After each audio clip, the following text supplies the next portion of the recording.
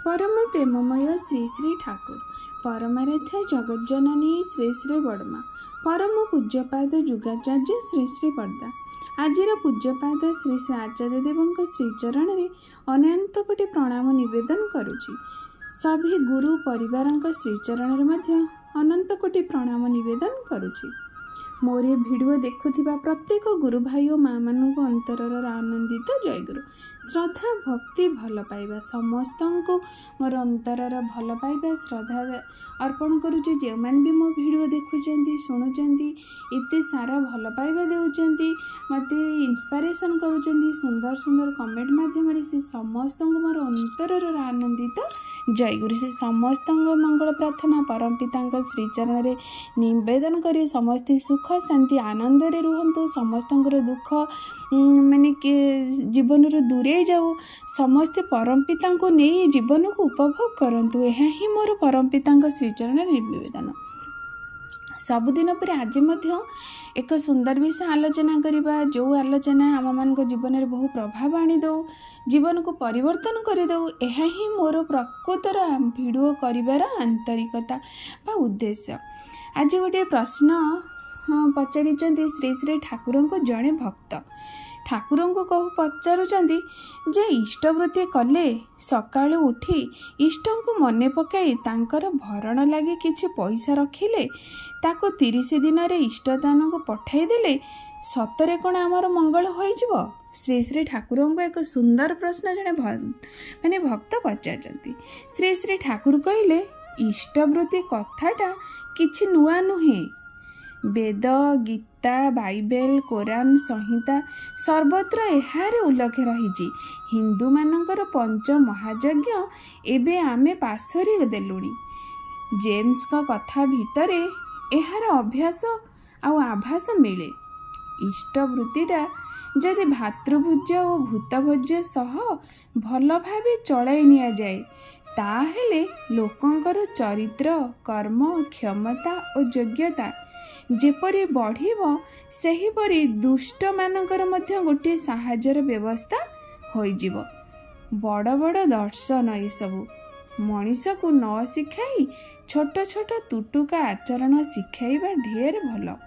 भोज्यटा बा पैसा इष्टवृत्तिर मूल कथा नुहे तार मूल कथा है इष्ट को देवार आवेग तांको न देई न खुआई मते भल लगे ना तेणु सर्वाग्रे तांकर सेवार आयोजन यही आवेग जेतेबेले मनीषर अंतर रे निशा परी घटी जाए से सेतेबेले सबु कर्म भीतर दे तांको ही अर्घ्य निवेदन करने को चाहे जीवन रे तार जेपरी एक अपूरंत उत्साह लगी जाए। श्री श्री ठाकुर पुणी कहते जे प्रकृत इष्ट भरण धंदा जार मगजरे जड़ाए सबु प्रभुते इष्टार्थे तार गुछाई फुटी जाए। सुंदर गीति बांटे श्री श्री ठाकुर देइचंदी। पुणी कहउचंदी आत्म भरी दरिद्रता अलस मस्का मान एमिति निसार कर्म उत्कर्ष रे लभे ही जेमिति त्राण संग्राही तार एपरी आवेग शक्ति सरंजामे बुद्धि सह कुशलतारे आपत काले नुए उड़ा विपदर छाई परी झलक दीपन रागे संपदे से अतुट चले इष्ट अनुरागे।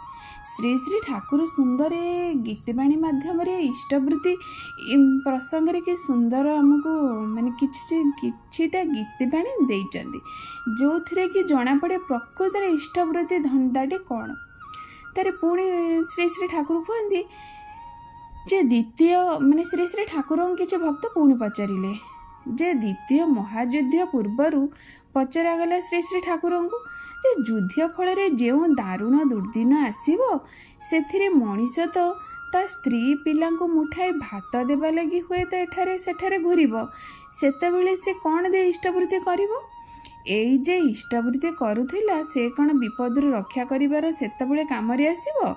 श्री श्री ठाकुर कहले देखिब इष्टवृत्ति कथा जेतेबेले भल करी मुंडरे पशिब जदि काहाको भोज्य पाई फल जल फूल पैसा जदि किछि भी न जुटे मुठाए बाली तो जुटिब ताकू ही तो निवेदन करि परिबो।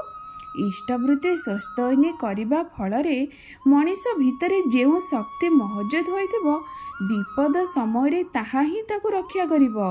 ସ୍ୱଳ୍ପମସ୍ୟ ଧର୍ମସ୍ୟ ତ୍ରାୟତି ମହତ ଭୟାତ୍। ସାମାନ୍ୟ ଟିକିଏ ମଧ୍ୟ ଯେଉଁମାନେ କରିଥିବେ ସେମାନେ ମଧ୍ୟ ମହାବିପଦରୁ ରକ୍ଷା ପାଇବେ।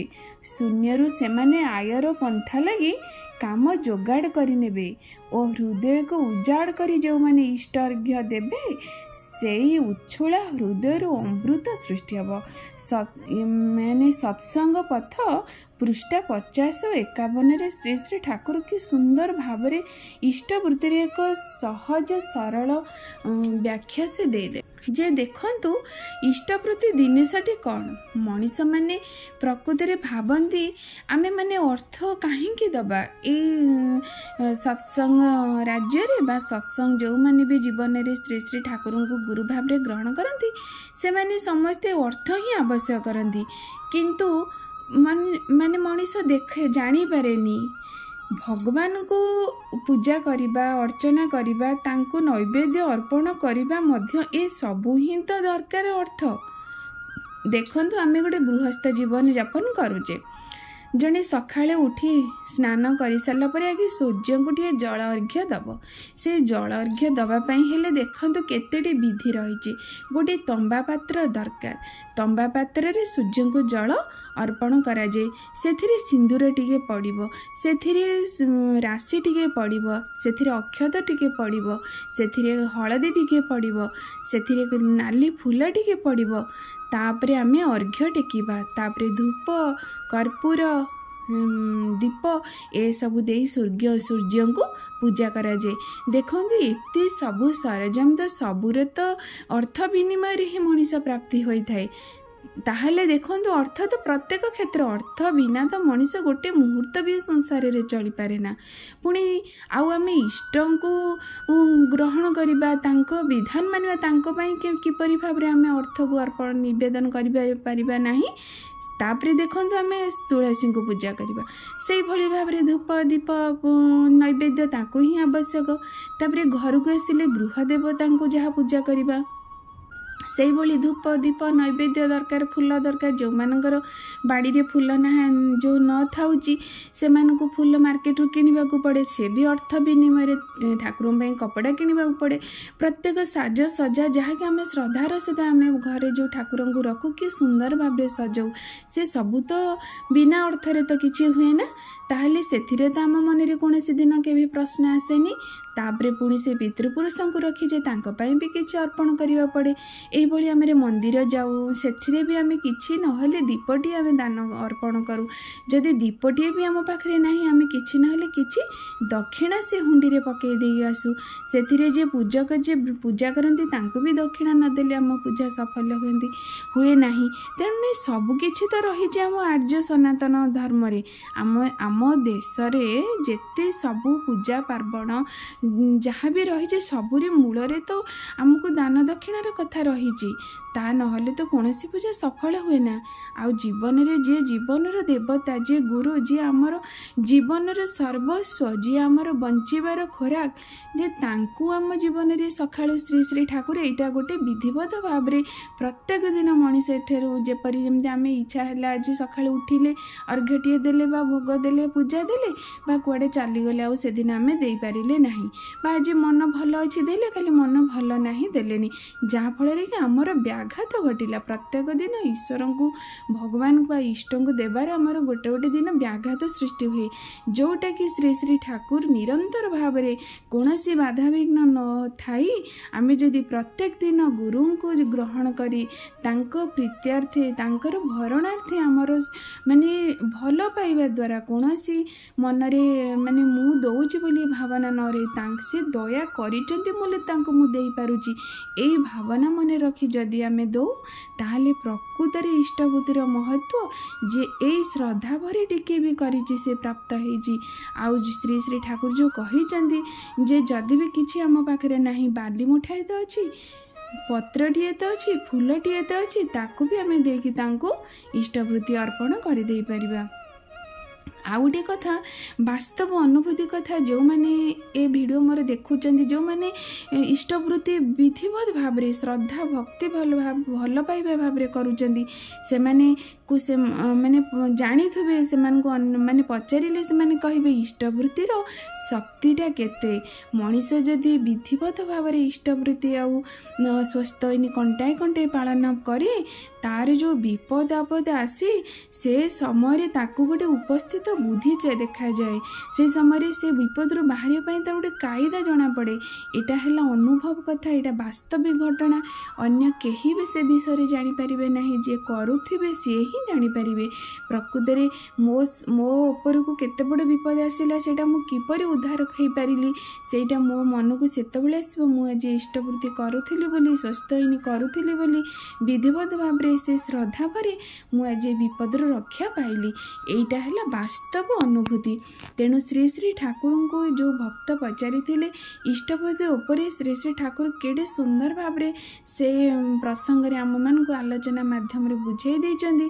तेणु यह निश्चिंत अत्यंत प्रेरणादायक आलोचना यह समस्त जीवन पर नित्यंत दरकार।